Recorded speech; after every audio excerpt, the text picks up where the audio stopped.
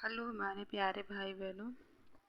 आशा करते हैं आप सब ठीक होंगे और मन लगा के अपने एग्ज़ाम की तैयारी कर रहे होंगे। तो जैसा कि आप सबको ये थंबनेल से पता ही हो गया होगा कि ये प्रीवियस ईयर के क्वेश्चन है हिंदी के सीटेट और टेट के लिए। तो चलिए आज हम स्टार्ट करते हैं पद्यांश से।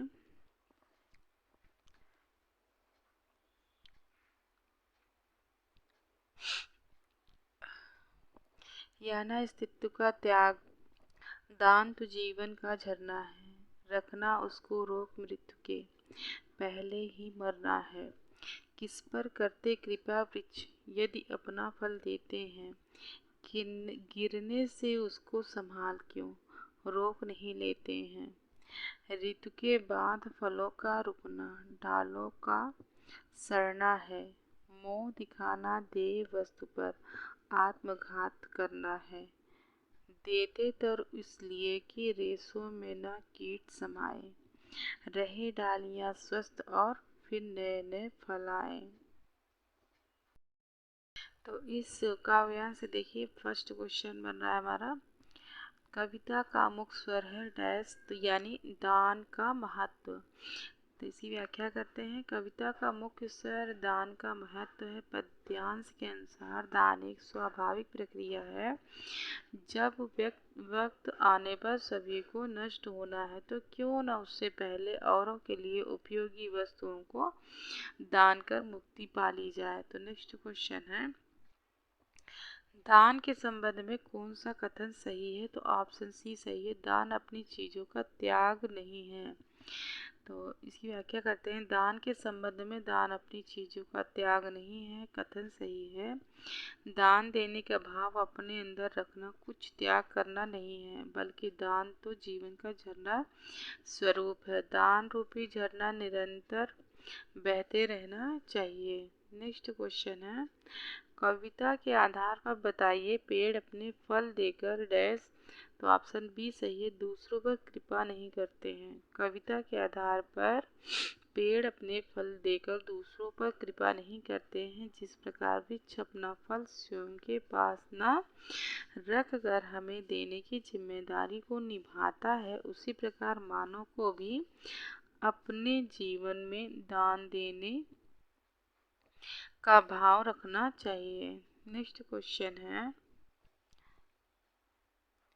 पेड़ों से फलों को उतरना इसलिए आवश्यक है क्योंकि इससे डैश। ऑप्शन डी, पेड़ों की डालों की हानि नहीं होती। इसकी व्याख्या करते हैं। पेड़ों से फलों का उतरना इसलिए आवश्यक है क्योंकि इससे पेड़ों की डालियों को हानि नहीं होती है। मनुष्य को भी ध्यान दी जाने वाली वस्तु के समान मानव को भी अपना सकारात्मक स्वभाव रखना चाहिए। नेक्स्ट क्वेश्चन है, निम्न में से कौन सा शब्द युग्म समूह से भिन्न है। ऑप्शन बी सही होगा, नए पुराने कपड़े।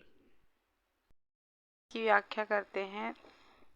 नए पुराने कपड़े शब्द युग्म समूह से भिन्न है क्योंकि इससे विपरीतार्थक शब्द का प्रयोग कर शब्द युग्म का निर्माण किया गया है, जबकि अन्य में समान शब्दों के प्रयोग द्वारा शब्द युग्म का निर्माण हुआ है। नए नए फल, सुंदर सुंदर फूल, धीरे धीरे हंसना, यहाँ पे समान शब्दों के प्रयोग द्वारा शब्द युग्म निर्माण हुआ है और नए पुराने यहाँ पर विपरीतार्थक है। नेक्स्ट क्वेश्चन है, वृक्ष का पर्यायवाची शब्द नहीं है। तो ऑप्शन डी आगम। आगम वृक्ष का पर्यायवाची शब्द नहीं है। वृक्ष का पर्यायवाची पादप, विटप, दुम्ब, गाछ, बूटा, शाखी और आगम है। शिक्षा में बहुभाषावाद क्या है। तो ऑप्शन बी सही है, शिक्षण अधिगम में शिक्षार्थियों की भाषाओं का प्रयोग। तो इसकी व्याख्या करते हैं। शिक्षण अधिगम में शिक्षार्थियों की भाषा का प्रयोग शिक्षा में बहुभाषावाद कहलाता है। नेक्स्ट क्वेश्चन है, निम्नलिखित में से कौन सा श्रवण के शिक्षण अधिगम के अधोमुखी प्रक्रिया उपागम के रूप में जाना जाता है। ऑप्शन होगा डी सही। उन ध्वनियों को डिकोड करने की प्रक्रिया जो किसी के द्वारा सबसे छोटी अर्थपूर्ण इकाई ध्वनिग्राम से जटिल विषय वस्तु के माध्यम से सुनी जाती है। उन ध्वनियों को डिकोड करने की प्रक्रिया जो किसी के द्वारा शब्द छोटी अर्थपूर्वक इकाई ध्वनिग्राम से जटिल वस्तुओं के माध्यम से सुनी जाती है उसको श्रवण के शिक्षण अधिगम के अध्वोन्मुखी प्रक्रिया उपागम के रूप में जाना जाता है। नेक्स्ट क्वेश्चन है,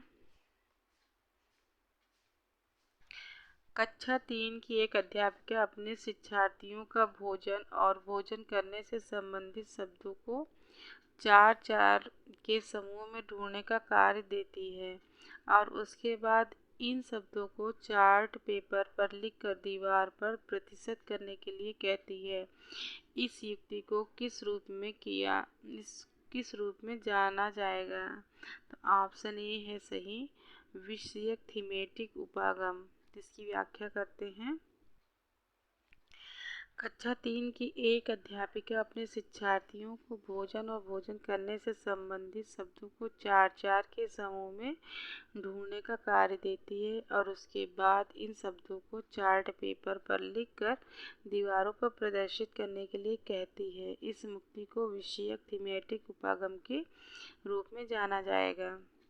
नेक्स्ट क्वेश्चन है, अभिकथन है भाषा का कार्यात्मक मॉडल संप्रेषणात्मक क्षमता की अवधारणा से जुड़ा है और तर्क आर है भाषा कार्यात्मक अर्थों की अभिव्यक्ति और वास्तविक दुनिया की गतिविधियों को करने का एक माध्यम है।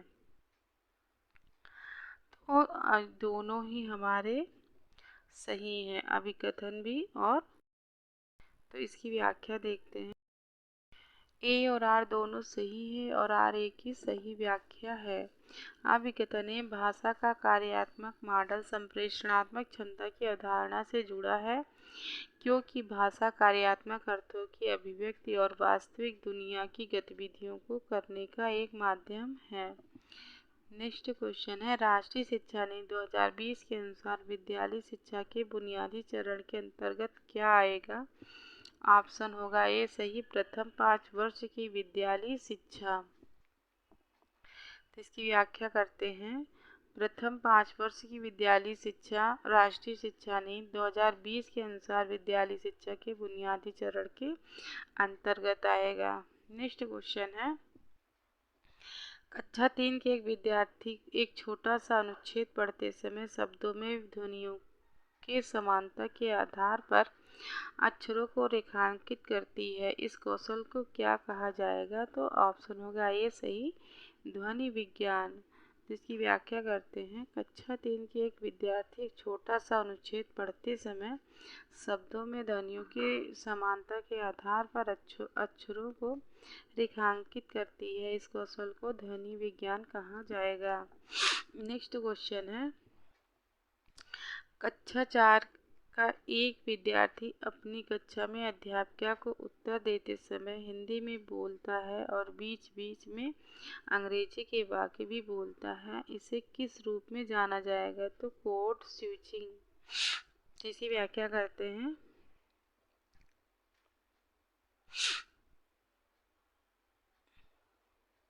कक्षा 4 का एक विद्यार्थी अपनी कक्षा में अध्यापिका को उत्तर देते समय हिंदी में बोलता है, बीच बीच में अंग्रेजी के वाक्य भी बोलता है। इसे कोड स्विचिंग के रूप में जाना जाएगा।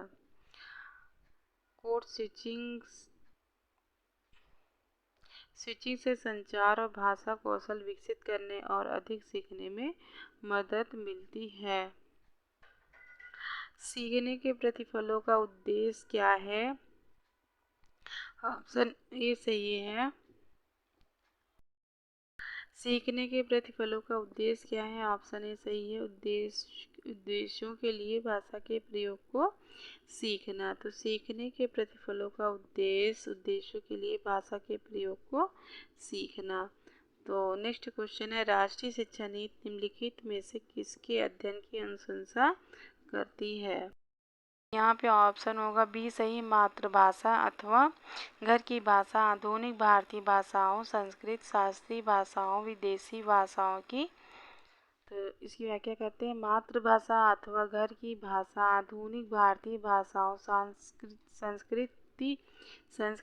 शास्त्रीय भाषाओं, विदेशी भाषाओं की और शास्त्रीय भाषाओं की राष्ट्रीय शिक्षा नीति अनुशंसा करती है। अनुशंसा नहीं होगा, अनुशंसा करती है।